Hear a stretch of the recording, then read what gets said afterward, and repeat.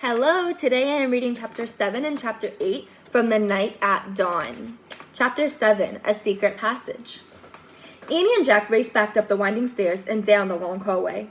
They hadn't gone far when they heard shouting behind them. Dogs were barking in the distance. "They're coming!" Annie cried. "In here," said Jack. He shoved open a door off the hallway and pulled Annie into a dark room. Jack pushed the door shut. Then Annie shined her flashlight around the room. There were rows of sacks and wooden barrels. "I'd better look in the book," said Jack. "Give it to me." Annie gave him the flashlight and his backpack. He pulled out the book and started tearing through it. "Shh," said Annie. "Someone's coming." Jack and Annie jumped behind the door as it creaked open. Jack held his breath. A light from a torch danced wildly over the sacks and barrels. The light disappeared. The door slammed shut. "Oh, man," whispered Jack. "We have to hurry. They might come back." His hands were trembling as he flipped through the pages of the castle book. "Here's a map of the castle," he said. "Look, this must be the room we're in. It's a storeroom." Jack studied the room in the book. "These are sacks of flour and barrels of wine." "Who cares? We have to go," said Annie, "before they come back." "No, look," said Jack. He pointed at the map. "Here's a trap door." He read aloud. "This door leads from the storeroom through a secret passage to a precipice over the moat." "What's a precipice?" said Annie. "I don't know, but we'll find out," said Jack. "But first, we have to find the door." Jack looked at the picture carefully, and then he shined the flashlight around the room. The floor of the room was made up of stones. The trapdoor in the picture was 5 stones away from the door to the hall. Jack shined the light on the floor and counted the stones. 1, 2, 3, 4, 5. He stamped on the 5th stone. It was loose. He put the flashlight on the floor. He worked his fingers under the thin sheet of stone and tried to lift it. "Help me," Jack said. Annie came over and helped him lift the stone square out of its place. Underneath was a small wooden door. Jack and Annie tugged on the rope handle of the door. The door fell open with a thunk. Jack picked up the flashlight and shined it on the hole. "There's a little ladder," he said. "Let's go." He clipped on the flashlight and felt his way down the small ladder. Annie followed. When they both reached the bottom of the ladder, Jack shined the light around them. There was a tunnel. He crouched down and began moving through the damp, creepy tunnel. The flashlight barely lit the stone walls. He shook the light. Were the batteries running down? "I think our light's dying," he said to Annie. "Hurry," she called from behind. Jack went faster. His back hurt from crouching. The light got dimmer and dimmer.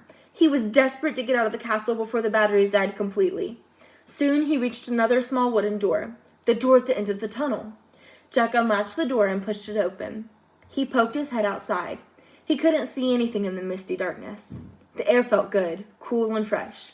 He took a deep breath. "Where are we?" whispered Annie behind him. "What do you see?" "Nothing, but I think we've come to the outside of the castle," said Jack. "I'll find out." Jack put the flashlight in his pack. He put the back on his back. He stuck his hand out the door. He couldn't feel the ground, just air.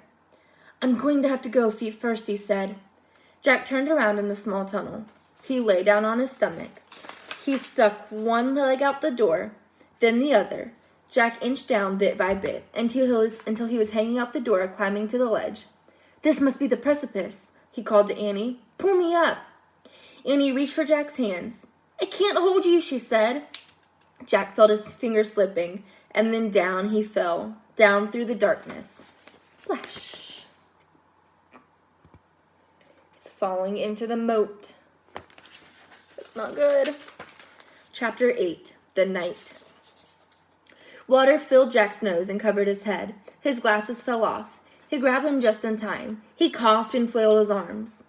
"Jack!" Annie was calling from above. "I'm in the moat," said Jack, gasping for air. He tried to tread water and put his glasses on, but with his backpack, his shoes, and his heavy clothes, he could hardly stay afloat. Splash! "Hi, I'm here," Annie sputtered. Jack could hear her nearby, but he couldn't see her. "Which way's land?" Annie said. "I don't know, just swim." Jack dog-paddled through the cold, black water. He heard Annie swimming, too. At first it seemed as if she was swimming in front of him, but then he heard a splash behind him. "Annie?" he called. "What?" Her voice came from in front, not behind. And then he heard another splash. Behind. Jack's heart almost stopped. Crocodiles?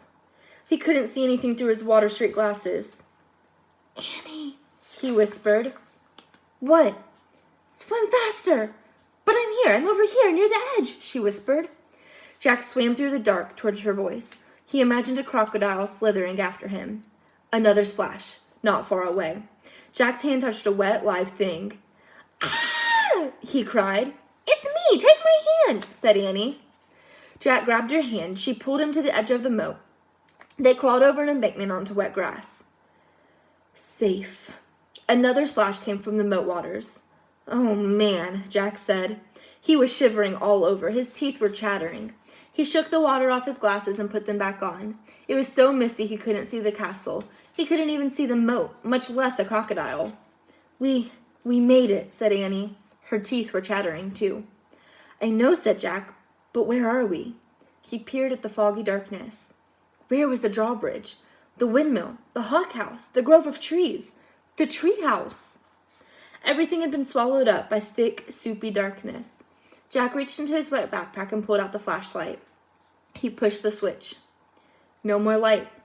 They were trapped, not in a dungeon, but in the still, cold darkness. Nay! A horse's whinny. Just then the clouds parted. A full moon was shining in the sky. A pool of light spread through the mist. Then Jack and Annie saw him just a few feet away. The knight. He sat on the black horse. His armor shone in the moonlight. His visor hid his face, but he seemed to be staring straight at Jack and Annie.